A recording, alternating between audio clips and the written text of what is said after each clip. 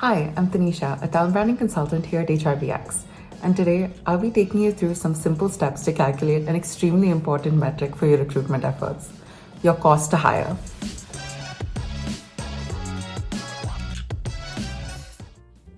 Understanding your cost per hire is essential for effective recruitment budgeting and decision making. But this powerful metric can also give you insight into whether your recruitment process is optimized while helping you manage costs. The actual calculation for this metric isn't as straightforward as one would hope, so we thought we'd break it down into some simple to follow steps. The first step is to identify the cost categories that are associated with your hiring process. This looks different for every organization, but it can include your recruitment marketing, your job board fees, your recruitment agency fees, background checks, candidate travel expenses, and your HR staff salaries. Essentially, take a bird's eye look at your recruitment process and identify every point that you are investing into it. The second step is to calculate your direct costs.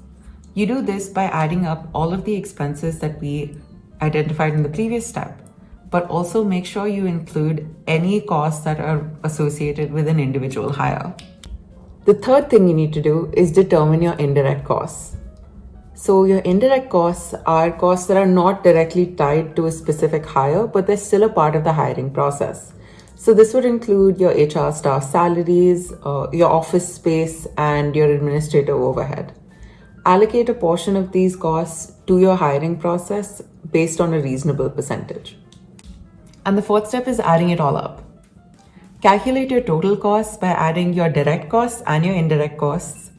And now you have the total cost it took to hire during a certain period. The next step is to count the number of hires that you've made during your hiring cycle.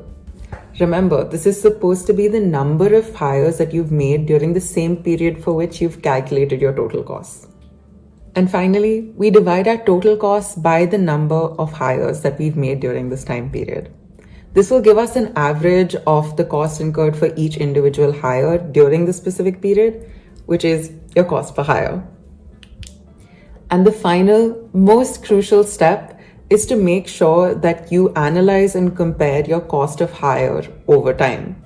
This is because it can give you a benchmark and you can then evaluate the effectiveness of your hiring program.